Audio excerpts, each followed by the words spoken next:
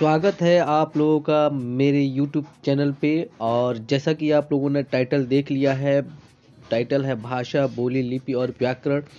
तो इसी से संबंधित आज हम लोग जो है जानेंगे।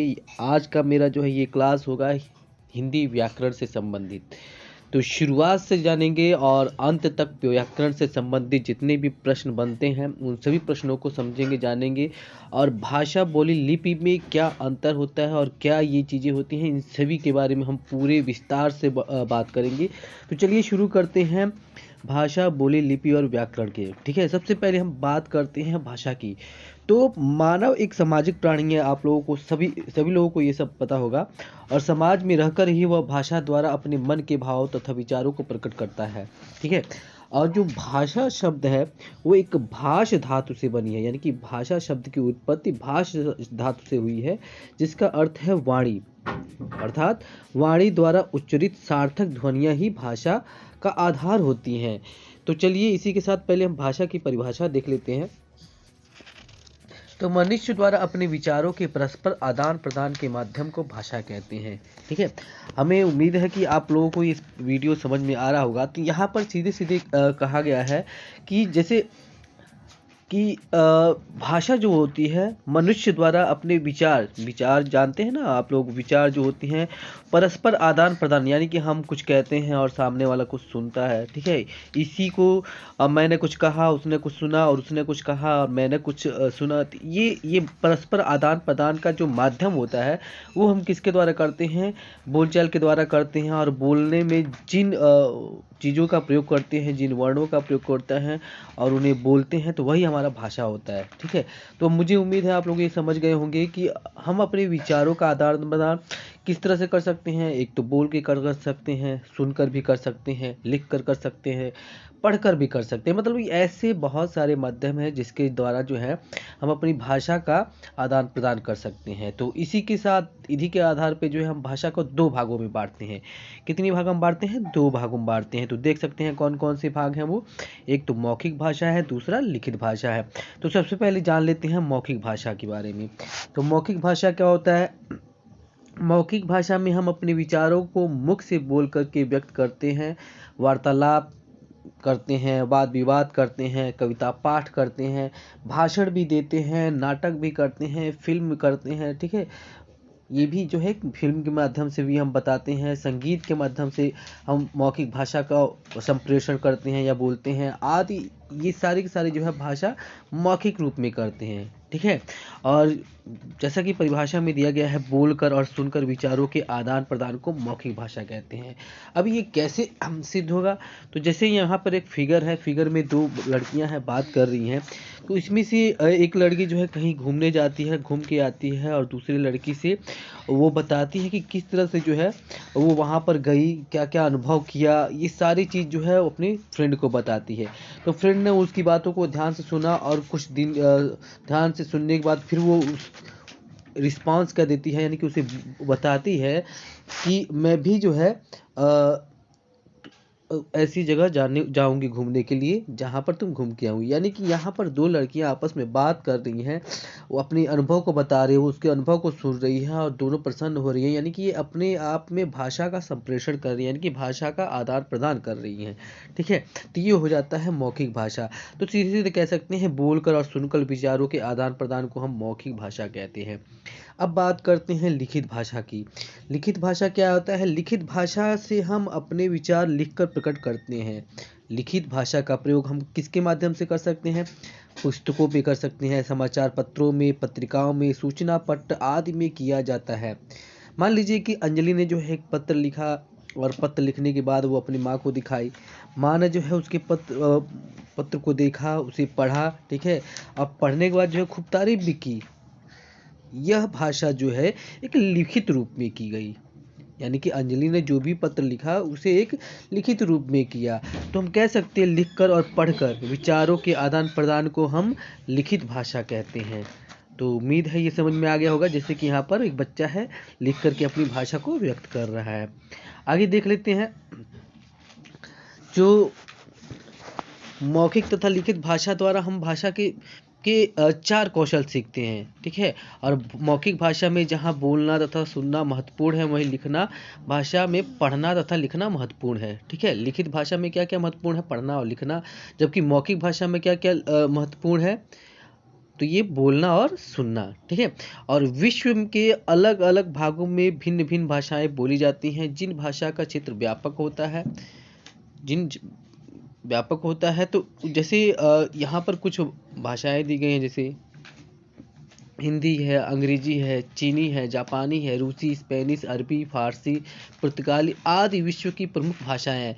मतलब कि हर एक देश की अपनी एक भाषा है। जैसे चीन के लोग चीनी बोलते हैं, जापान के लोग जापानी बोलते हैं, रूस के लोग रूसी बोलते हैं, तो ये वहाँ की अपनी भाषा है। फिर ये तो भाषा, उम्मीद है आप लोगों को समझ में आ गई होगी। तो चलिए अब बात करते हैं साहित्य की, ठीक है। साहित्य क्या होता है? प्रत्येक भाषा में ज्ञान का अथाह भंडार है, ये सभी लोगों को पता है, ठीक है। और ज्ञान के संचित कोश को ही साहित्य कहते हैं। ज्ञान के संचित कोश को ही साहित्य कहते हैं। और साहित्य में क्या होता है कि जैसे प्रत्येक भाषा में ज्ञान का अथाह भंडार है, यानी कि जो भी भाषा है, चाहे हिंदी हो गई, अंग्रेजी हो गई, उर्दू हो गई, फारसी हो गई, संस्कृत हो गई, उसमें एकदम ज्ञान भरा हुआ है, ठीक है। और उसी ज्ञान के संचित कोश को ही हम क्या कहते हैं? साहित्य कहते हैं। और साहित्य कितने प्रकार के होते हैं? 2 प्रकार के होते हैं। कौन कौन से होते हैं हम देख लेते हैं। एक तो होता है गद्य साहित्य और दूसरा होता है पद्य साहित्य। सबसे पहले बात करेंगे गद्य साहित्य की। तो गद्य साहित्य में क्या होते हैं? इसके अंतर्गत साहित्यकार सामान्य रूप से बोलचाल की भाषा में अपना विचार व्यक्त करता है। किस भाषा में? बोलचाल की भाषा में विचार व्यक्त करता है। जैसे विचार कैसे करता है? गद्य साहित्य में कहानी, ठीक है, कहानी के माध्यम से, नाटक के माध्यम से, निबंध के माध्यम से, उपन्यास, संस्मरण, जीवनी, यात्रा वृत्तांत, पत्र लेखन आदि आते हैं। जैसे यहाँ पर कुछ साहित्यकार हैं जिन्होंने जो है अपनी साहित्य की रचना की है, वो भी गद्य के माध्यम से की है। जैसे मुंशी प्रेमचंद ने क्या क्या लिखा है? निर्मला लिखा है, मानसरोवर है, सेवा सदन है, ईदगाह है, गोदान है आदि ये रचनाएं की हैं। जयशंकर प्रसाद ने क्या लिखा है? चंद्रगुप्त, ध्रुव स्वामिनी, कामायनी, उर्वशी, तितली आदि। ये सारी की सारी जो है गद्य रचनाएं हैं। क्या है? ये सारी गद्य रचनाएं हैं। और महादेवी वर्मा ने भी लिखा है कुछ, गिल्लू, नीलू, गौरा आदि, ठीक है। और बात करते हैं हम पद्य साहित्य की। तो पद्य साहित्य में क्या है? इसके अंतर्गत साहित्यकार तुकबंदी अथवा लय द्वारा अपने विचार व्यक्त करता है। पद्य साहित्य में तुकांत तथा अतुकांत कविता होते हैं, जैसे दोहा, चौपाई, सूरठा, छंद, कुंडलिया, पद आदि का प्रयोग किया जाता है। मतलब कि जैसे हम अपने विचारों को व्यक्त करते हैं तो किसके माध्यम से करते हैं? गद्य के माध्यम से करते हैं। उसी तरह से अगर हमारे विचार जो है एक लयबद्ध तरीके से, एक तुकबंदी से या तुकबंदी से व्यक्त किया जाता है, तो वो हमारा क्या हो जाता है? पद्य साहित्य हो जाता है। और इसके द्वारा जो हम कविता भी लिख देते हैं, कविता लिख करके व्यक्त कर देते हैं। दोहा, चौपाई, सूरठा, छंद, कुंडलिया, ऐसे बहुत सारे तरीके हैं जिसके माध्यम से हम अपनी कल्पनाओं को लिख करके व्यक्त करते हैं, वो भी तुकबंदी के माध्यम से। तो ऐसे ही तुकबंदी करने वाले कुछ प्रमुख कवि हैं, उनको भी देख लेते हैं। जैसे कबीर दास जी हैं, जिन्होंने बीजक की रचना की थी। उन्होंने बहुत सारी जो है दोहों की रचना की है, ठीक है। चौपाई की रचना की है, ठीक है। सूरदास ने चौपाई की रचना की है। जैसे तुलसीदास ने रामचरितमानस, विनय पत्रिका, गीतावली आदि की रचना की है। सूरदास ने सूरसागर, सुरसरावली, साहित्य लहरी आदि का प्रयोग किया। बिहारी ने बिहारी सत्सई लिखी। तो इन्होंने जितने भी साहित्य की रचना की, जितने भी साहित्य लिखे, ठीक है, इसे क्या किया? एक कविता के माध्यम से लिख दिया है, ठीक है, जिसे गा करके जो है कह सकते हैं ना, सीधे सीधे गा करके जो है हम उसको व्यक्त कर सकते हैं, अपने विचारों को गा करके बता सकते हैं। अब हम आगे बात करते हैं मानक भाषा की, ठीक है। मानक भाषा क्या होता है, इसके बारे में जान लेते हैं। जैसे हिंदी भाषा का क्षेत्र तो बहुत ही विस्तृत है, बहुत ही बड़ा है, और इसके कारण से जो है इस पर बोलियां और उपभाषाओं का असर पड़ता रहता है। ऐसी स्थिति में वर्णों एवं शब्दों के अनेक रूप प्रचलित हो जाते हैं। जो वर्ण होते हैं और वर्णों से बने हुए शब्द होते हैं, ये अनेक रूपों में हमको मिलते हैं। तो कौन सा रूप शुद्ध होता है, कौन सा अशुद्ध होता है, ये तो समझना हमारे लिए बहुत कठिन होता है। तो इन्हीं भाषा के जिस रूप को शिक्षाविदों और विद्वानों ने मान्यता दी है, है वही हमारा क्या हो जाता है, मानक भाषा होता है। तो इसको हम संक्षिप्त रूप में कह सकते हैं, भाषा की सर्वमान्य तथा स्वीकृत रूप को मानक भाषा कहते हैं।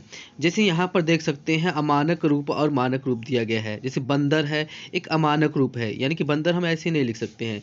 और यहाँ पर बंदर को जो हम कैसे लिख सकते हैं, जैसे यहाँ पर दिखाया गया है ना, ये छोटा सा ऐसे लिख सकते हैं। द्वद दिया है तो द्वद ऐसे लिखेंगे, द दिया है तो दया ऐसे लिखेंगे, गए दिए हैं तो गए ऐसे लिखेंगे, नई है तो नई ऐसे नहीं, इस तरह से लिखेंगे। तो ये एक माध्यम है जैसे हम अपनी भाषा जो होती हैं, चाहे शब्द होते हैं चाहे वर्ण होते हैं, उनकी अमानक रूप को हम मानक रूप में लिखते हैं। अमानक क्या होता है कि जो सर्वमान्य विद्वानों द्वारा जो है सर्वमान्य है और स्वीकृत है शिक्षाविदों के माध्यम से। ठीक है, अब आगे हम बात कर लेते हैं अगले टॉपिक से। अब यहाँ पर जो भाषाएं हैं, ठीक है, भाषाएं जो होती हैं वो कौन कौन सी होती हैं। जैसे आपने जान लिया कि मानक भाषा क्या होती है, ठीक है, भाषा क्या होती है। अब जो है कुछ भाषाएं हैं जिसे भारत में मान्यता प्राप्त की गई है, ठीक है, मान्यताएं दी गई हैं। तो उसी में से कुछ भाषाएं हैं, भारत की कुछ भाषाएं हैं। जैसे संविधान की 8वीं अनुसूची में 22 भाषाओं को मान्यता दी गई। सबसे पहले इसमें 14 भाषाएं दी गई थी, बाद में जो है इनकी संख्या बढ़ा दी गई। ठीक है, और अब जाकर की ये कितनी भाषाएं हो गई हैं, 22 भाषाएं हुई हैं। इन भाषाओं में से जो है हिंदी, संस्कृत, तमिल, तेलुगु, नेपाली, असमिया, पंजाबी, बांग्ला, उड़िया, उर्दू, कन्नड़, कश्मीरी, डोगरी, मलयालम, संथाली, कोंकणी, मराठी, सिंधी, मैथिली, बोडो, गुजराती और मणिपुरी है। ये टोटल मिलाकर के 22 भाषाएं हैं। तो आप लोग इसको याद कर लीजिएगा। फिर आगे देख लेते हैं, ये भाषा तो समझ में आ गया, ठीक है, मानक भाषा भी समझ में आ गया। अब ये मातृभाषा क्या होता है, मातृभाषा क्या होता है इसको समझ लेते हैं। तो मातृभाषा वह भाषा होती है जिसे बच्चा सबसे पहले अपनी माँ से सीखता है। यदि माँ बांग्ला बोलती है तो बच्चा भी बांग्ला बोलेगा, अगर माँ भोजपुरी बोलती है तो बच्चा भी भोजपुरी बोलता है। तो इसी को हम क्या कहते हैं, मातृभाषा कहते हैं। ठीक है, तो इसे यही हमारी जो है भाषा क्या होती है। जैसे भोजपुरी हो गई तो ये भोजपुरी क्या कहलाएगी, मातृभाषा कहलाएगी, यानी कि माँ द्वारा सिखाया गया जो भाषा होता है उसको मातृभाषा कहते हैं। बांग्ला क्या होगी, बांग्ला वहाँ की मातृभाषा होगी, जहाँ पर बोली जाती है, जो माँ के द्वारा सिखाया जाता है वो क्या हो जाता है, मातृभाषा होता है। और इस प्रकार यदि बच्चा अपनी माँ से गुजराती भी सीखता है तो वो गुजराती क्या हो जाएगी, उसकी मातृभाषा होगी। अलग अलग प्रांतों में, अलग अलग देशों में रहने वाले लोगों की अपनी अपनी मातृभाषा होती है। ठीक है, और इसी कारण से हम जो मातृभाषा होती है वो अलग अलग और भिन्न भिन्न होती है। अब मातृभाषा तो आप देख लीजिए, जैसे यहाँ पर एक माँ है, छोटे बच्चे को जो भाषा सिखाएगी, चाहे अंग्रेजी हो गया, हिंदी हो गया, संस्कृत हो गया, तो वो वहाँ की उसकी मातृभाषा होगी, जो स्थानीय भाषा होती है। फिर आगे बात कर लेते हैं राजभाषा की। ठीक है, राजभाषा क्या होता है ये देख लेते हैं। राजभाषा अर्थात राजकाज की भाषा। ठीक है, जिस भाषा का प्रयोग सरकारी कार्यालयों में कामकाज के लिए किया जाता है वह भाषा क्या कहलाती है, राजभाषा कहलाती है। और भारत में सरकारी कार्यालयों में कामकाज के लिए हिंदी तथा अंग्रेजी दोनों भाषाओं का प्रयोग किया जाता है। ठीक है, तो राजभाषा क्या होता है, जैसे हमारे ऑफिशियल, भारत में जो है ऑफिशियल वर्क होते हैं, उसी ऑफिशियल वर्क को जो है हम क्या कहते हैं, राजभाषा कहते हैं। राजभाषा और राष्ट्रभाषा ये दोनों अलग अलग होती है, कई लोग जो है इसमें कंफ्यूज रहते हैं। नहीं, राष्ट्रभाषा जो होती है वो एक विस्तृत क्षेत्र में बोली जाने वाली भाषा होती है। ठीक है, और राजभाषा क्या होती है, जो हमारे संविधान द्वारा जो है ये लोगों को आदेशित किया गया है कि इसी भाषा में हमारा जो है सारे कार्यालय के कामकाज होंगे, तो वही हमारी राजभाषा होती है। ठीक है, और भारत में सरकारी कार्यालयों में कामकाज की कौन कौन सी भाषाएं हैं, हिंदी और अंग्रेजी, ये दोनों का प्रयोग किया जाता है। और इससे संबंधित और भी जान लेते हैं कि 14 सितंबर 1949 को भारतीय संविधान ने अनुच्छेद 343 के अंतर्गत हिंदी को भारत की राजभाषा घोषित किया था। कब, 1949 को और 14 सितंबर को। और इसीलिए 14 सितंबर का दिन हिंदी दिवस के रूप में मनाया जाता है। ठीक, तो ये हो गई हमारी राजभाषा, भाषा भी समझ ली, राजभाषा भी और मातृभाषा भी समझ ली। अब ये बोली क्या होती है इसको भी समझ लेते हैं। ठीक है, बोली के बारे में हम लोग जान लेते हैं कि जब एक भाषा अनेक स्थानों पर बोली जाती है तो उसके स्थानीय रूप विकसित हो जाते हैं। भाषा के स्थानीय या क्षेत्रीय रूप को बोली कहते हैं। ठीक है। मतलब कि जब कोई एक भाषा अनेक स्थानों पे बोली जाती है तो उसके स्थानीय रूप क्या हो जाते हैं, विकसित हो जाते हैं, यानी कि वहाँ के लोग जो है उसी को बोलते हैं, उसी भाषा को बोलते हैं और भाषा के स्थानीय क्षेत्रीय रूप को बोली कहते हैं। यानी कि एक स्थानीय क्षेत्र में या स्थानीय लोगों द्वारा जो भाषा बोली जाती है उसी को जो है बोली कहते हैं। और बोली में लोकगीत गाए जाते हैं, कहावतें तथा लोक कथाएं भी कही जाती हैं और बोलियों का अपना कोई लिखित साहित्य नहीं होती है। ठीक है।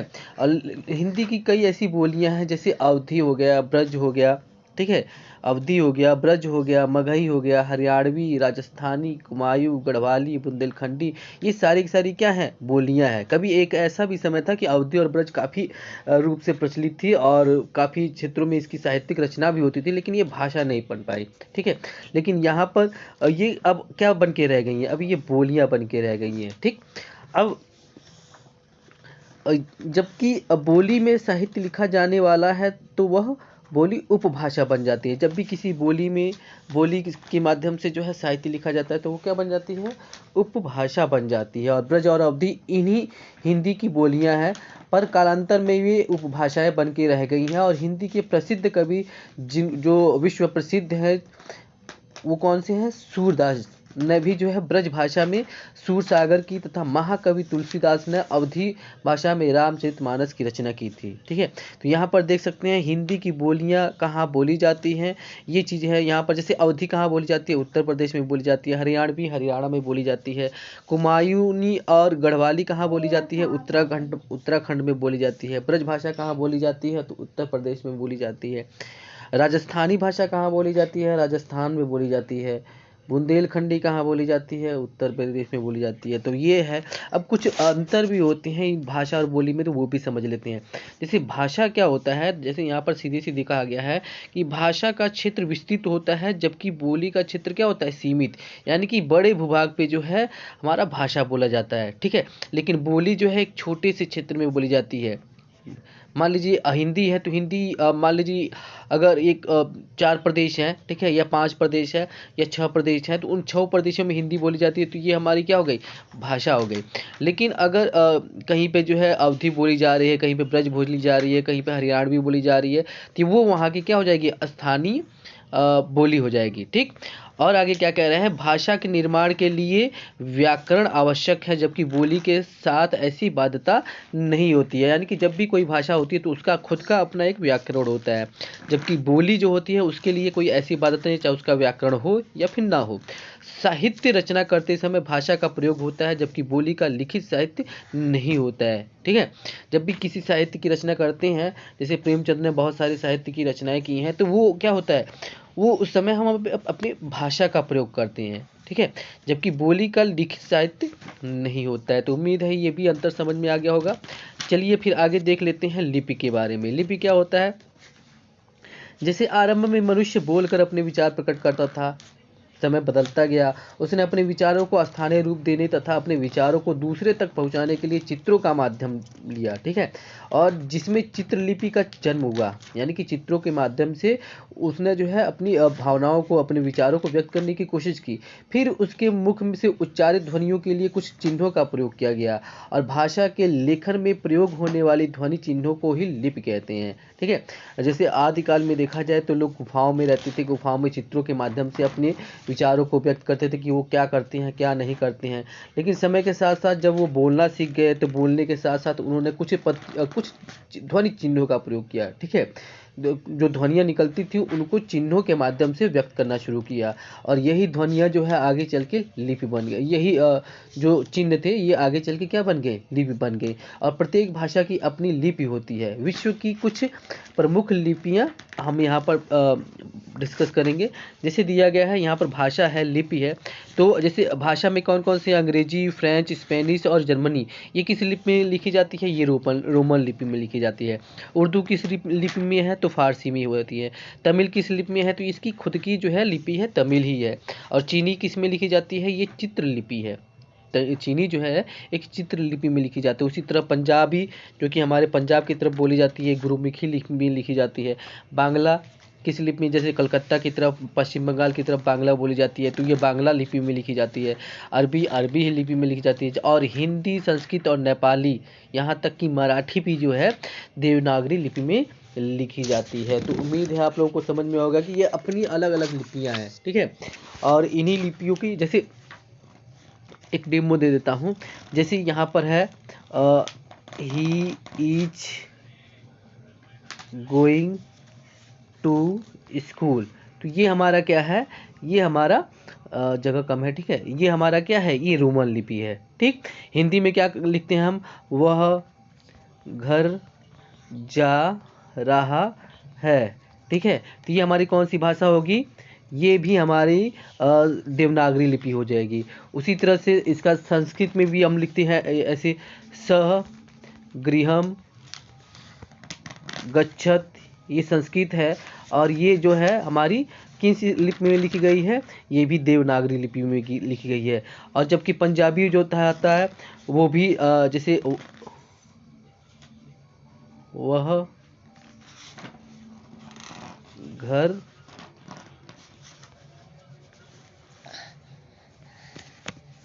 जाता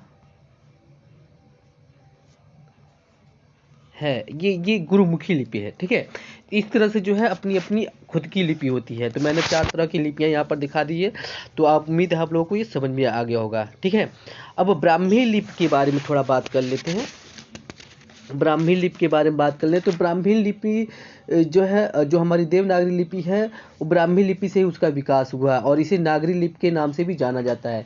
हिंदी का जन्म भी जो है, जो आजकल हिंदी हम लोग पढ़ते हैं, ठीक है, इसका भी जन्म जो है संस्कृत से ही हुआ है। और अधिकांश लिपियाँ जो है कहाँ बाएँ जो होती हैं, हमारे बाएँ तरफ से दाएँ तरफ लिखी जाती है। जैसे हिंदी है हमारा बाएँ से दाएँ तरफ लिखी जाती है, ठीक है। लेकिन फारसी हो गया, उर्दू हो गया, ये क्या लिखी जाती है, ये दाएं से बाएं की तरफ लिखी जाती है। अब बात कर लेते हैं व्याकरण की, ठीक है। अब व्याकरण में क्या होता है कि प्रत्येक भाषा में अपनी जैसे मैंने अभी अभी हम लोगों ने बात किया है कि भाषा जो है, जब भी कोई भाषा होती है तो उसका अपना एक व्याकरण भी होता है।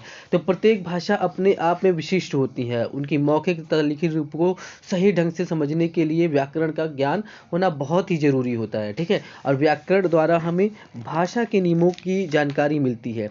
इसके द्वारा हम भाषा की शुद्ध रूप से बोलना, पढ़ना तथा लिखना सीखते हैं, ठीक है।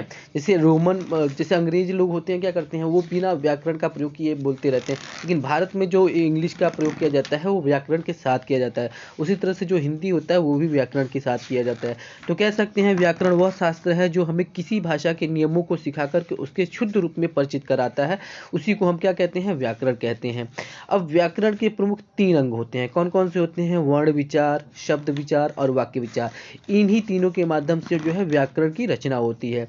तो देख लेते हैं सबसे पहले वर्ण विचार की। तो वर्ण विचार क्या होता है कि भाषा की मूल ध्वनियों के लिखित रूप वर्ण कहलाते हैं, ठीक है। जो लिखित रूप होते हैं वो क्या कहलाते हैं, वर्ण कहलाते हैं। हर वर्ण विचार में वर्णों के आकार, उच्चारण, वर्गीकरण आदि के विषय में विचार किया जाता है। जैसे यहाँ पर क है, ठीक है, ख है, ग है, घ है, अंग है, ये सारे के सारे क्या है, ये सारे के सारे वर्ण है, ठीक है। और इन्हीं के आकार, उच्चारण और वर्गीकरण में जो है हम लोग जो बात करते हैं वही वर्ण विचार कहलाता है। अगला है हमारा शब्द विचार। शब्द विचार क्या होता है, वर्णों के मेल से शब्द बनते हैं, ठीक है। जब भी किसी 2 या 2 से अधिक वर्णों को मिलाया जाता है तो उससे क्या बन जाते हैं, शब्द बन जाते हैं। और शब्द विचार के अंतर्गत शब्द के भेद, उसकी उत्पत्ति तथा उसकी रचना आदि से संबंधित जानकारी प्राप्त करते हैं। जैसे मान लीजिए हमने 2 वर्णों को मिला दिया, जैसे कम, चल, नम, ये 2 वर्णों को मिला दिया तो ये हमारा एक शब्द बन गया। और इन शब्दों की रचना कैसी हुई है, उन चीज़ों को हम क्या करते हैं, इस शब्द विचार के अंतर्गत पढ़ते हैं। जैसे कौन सा विदेशी शब्द है, कौन सा आगत शब्द है, कौन सा जो है मूल शब्द है, ये सारे कौन से संकर शब्द है, ये सारी चीज़ें जो हम शब्द विचार के अंतर्गत पढ़ते हैं, ठीक है। जैसे संज्ञा शब्द कौन सा है, सर्वनाम शब्द कौन सा है, विशेषण शब्द कौन सा है, ये सारी चीज़ जो है, ये सारी चीज़ें, इसकी उत्पत्ति कहाँ हुई, ये सारी चीज़ें जो है शब्द विचार के अंतर्गत पढ़ते हैं। अगला है वाक्य विचार। वाक्य विचार में क्या होता है कि शब्दों के सार्थक मेल से वाक्य बनते हैं और वाक्य विचार में शब्दों के अंग, भेद, वाक्य विश्लेषण, विचार, विराम चिन्ह आदि के विषयों में विचार करते हैं, ठीक है। जैसे वाक्य विचार में क्या होता है, जैसे कर्ता क्या है, कर्म क्या है, क्रिया क्या है, ठीक है, ये किस रूप में जुड़ा हुआ है, ये सारी चीज़ें जो हम वाक्य विचार के अंतर्गत पढ़ते हैं। ठीक है, अब आगे देख लेते हैं हम हिंदी के विषय में कुछ विशेष जानकारियाँ जो कि हमारे लिए बहुत ही इंपॉर्टेंट है। तो हिंदी के पहले व्याकरण की रचना डच विद्वान योन योशुआ केटलार, ठीक है, केटलार ने की थी। देख सकते हैं आप लोग, ये हिंदी के जो पहले व्याकरण की रचना की थी वो कोई डच विद्वान थे जिनका नाम योन योशुआ केटलार था। ठीक है, आगे है हिंदी साहित्य का पहला इतिहास फ्रांसीसी विद्वान गार्सा द तारसी ने लिखा था। ये पहले ऐसे साहित्यकार थे जिन्होंने हिंदी इतिहास के बारे में लिखा था, वो भी फ्रेंच भाषा में ही लिखा था, हिंदी में नहीं लिखा था, फ्रेंच भाषा में लिखा था। भारत में हिंदी भाषा का इतिहास को लिखा था। और अगला है हिंदी भाषा के पहला समाचार पत्र कौन सा था? उद्दत मार्तंड का प्रकाशन कब हुआ था? 1826 कोलकाता में हुआ था। और हिंदी भाषा की पहली बोलती फिल्म कौन सी थी?